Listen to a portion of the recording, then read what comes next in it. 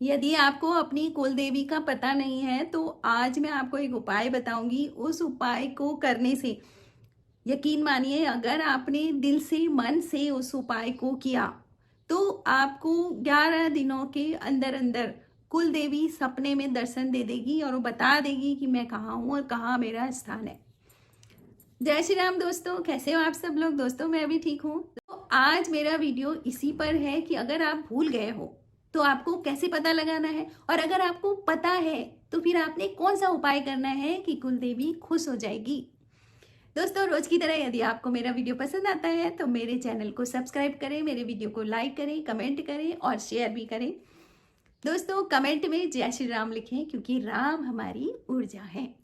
तो दोस्तों शुरू करते हैं आज का वीडियो कि यदि कुल देवी का पता नहीं है या फिर आपकी कुल देवी है लेकिन आपसे नाराज है, यानी आपको लग रहा है कि कुछ प्रॉब्लम में है हम लोग, तो समझ जाओ कि कुल देवी नाराज है। तो उसके लिए क्या करना है, एक उपाय। दोस्तों कुल देवी माँ की तरह होती है और माँ कभी अपने बच्चे से ऐसे तो नाराज नहीं होती है कि बिल्कुल ही अब तुझसे मेरा कोई मतलब नहीं है, ऐसा नहीं होता है। तो इसी तरह से कुल देवी अगर नाराज होगी तो आप अगर मनाओगे तो वो मान जाएंगी, अगर वो नाराज होंगी तो आपके कृत्यों से होगी। दोस्तों ऐसा नहीं है कि कुल देवी अपनी तुमने मुझे ये नहीं दिया इसलिए मैं नाराज हूं, इसलिए कभी नहीं होगी वो नाराज। नाराज इसलिए होगी कि यदि आप गलत कर्मा कर रहे हो, आप गलत रास्ते पर हो, जो वो चाहती हैं आप वैसे नहीं कर रहे हो, तो कुल देवी नाराज हो जाएगी, है ना। ऐसा नहीं है कि तुमने मुझे भोग नहीं दिया तो मैं नाराज हूँ, तुमने मुझे मेरे लिए कीर्तन नहीं करवाया तो मैं नाराज हो गई, या तुमने इस चीज से वो नाराज नहीं होती है। नाराज होती है आपके कर्मों से, क्योंकि उन्होंने रिस्पॉन्सिबिलिटी ली है आपके कुल की, आपकी उन्नति की, आपकी पूरे बच्चों के बच्चे सबकी रिस्पॉन्सिबिलिटी ले रखी है, क्योंकि कुल देवी आपके ब्लड में है, जीन में है। ठीक है, तो इसलिए अगर वो देख रही है कि ये कुछ गड़बड़ कर रहे हैं तो वो नहीं चाहेगी कि आपकी कुल वृद्धि हो। क्यों? उसको लगेगा ये आगे जाकर के बच्चे और भी गलत रास्ते पर चले जाएंगे, है ना। अगर आप बिल्कुल सही रास्ते पर हो तो वो आपकी कुल की वृद्धि करती है, वंश वृद्धि करती है कुल देवी। और कुल देवी अगर नाराज होगी तो पहला आघात उनका वंश वृद्धि को रोक देगी वो। तो इसलिए दोस्तों हमें करना क्या है, आप इसको जाने।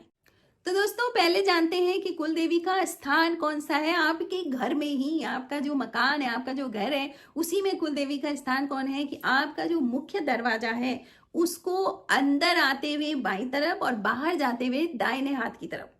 जब हम ध्यान से सुनो, आप बाहर जब जाते हैं तो दाहिने हाथ की तरफ जो चौखट है उसके ऊपर कुल देवी, कुल देवता का स्थान होता है। ठीक है, अब आपने करना क्या है, देखो आपने शुक्रवार के दिन पहले तो चौखट की पूरी सफाई करनी है। गाय गाय का थोड़ा थोड़ा गोबर चारों तरफ लगाना है, शुद्ध करना है, गंगा जल से उसमें पानी छिड़क करके पूरी चौखट की सफाई करनी है। उसके बाद आपने क्या करना है, एक दिया जलाना है। किसके नाम का? कुल देवी के नाम। कब? शाम को। शाम को कौन से समय पर? जब गोधूली का समय जिसको कहते हैं, शाम, जब शाम और रात की शुरुआत हो जाती है उस समय पर आपने दिया जलाना है शुक्रवार के दिन। उस दिए में आपने 2 लौंग, थोड़ा सा सिंदूर और घी का एक दिया जलाना है, और दिया रखना है दाईं तरफ से बाहर की तरफ, है ना। जब हम बाहर जा रहे हैं तो दाईं साइड में रखना है और बाहर पे रखना है। और तिलक करना है अंदर से दाहिनी तरफ को, अंदर की तरफ। तिलक कहाँ करना है? बाहर की तरफ नहीं, तिलक करना है चौखट पे अंदर की तरफ से आपने तिलक करना है। अब आपके समझ में आ गया होगा क्या करना है। और अपनी कुल देवी की पूजा करनी है, पूजा पाठ ध्यान करना है। ये सब चीजें आपने लगातार 11 दिन तक करनी है। शुक्रवार से शुरू करनी है और लगातार 11 दिन तक आपने ये काम करना है।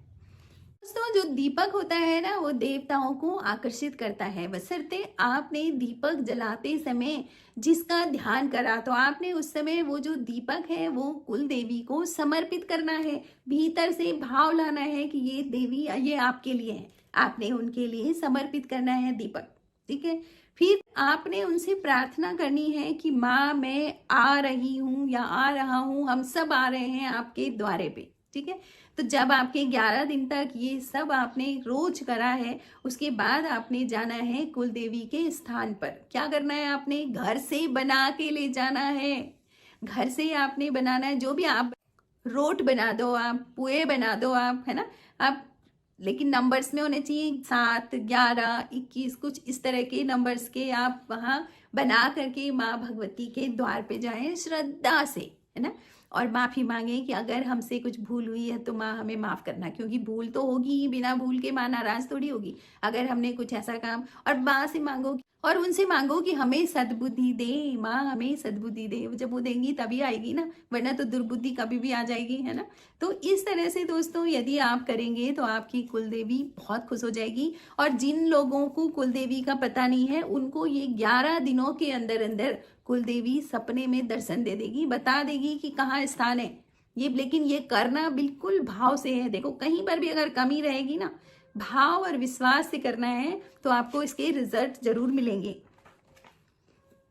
तो दोस्तों आपके परिवार में, आपके घर में जो भी संकट होगा वो बहुत जल्दी टल जाएगा, लेकिन भाई करना तो आपको ही पड़ेगा ना। तो इस तरह से दोस्तों कुल देवी की पूजा करें, क्योंकि कुल देवता अगर आपके नाराज हैं तो आप बाहर कितनी पूजा कर लो और देवताओं की, आपको उसका परिणाम नहीं मिलने वाला है ना। तो आपको अगर बाहर किसी देवता की आप पूजा भी कर रहे हो तो पहले परमिशन अपने कुल देवता से जरूर लो कि हम ये काम करने जा रहे हैं और आप हमें आशीर्वाद दो, है ना। तो जब आपने उनको बता रखा है तो काम सफल होगा। तो बस ये सारा मन का खेल है, भाव का खेल है। लेकिन अगर आपने भाव नहीं निकाला, आपने विश्वास से नहीं किया, तो आप कनेक्ट नहीं हो पाओगे, क्योंकि कनेक्ट तो मन को ही होना है। तो इसलिए दोस्तों ये उपाय जरूर करें। Thank you for watching.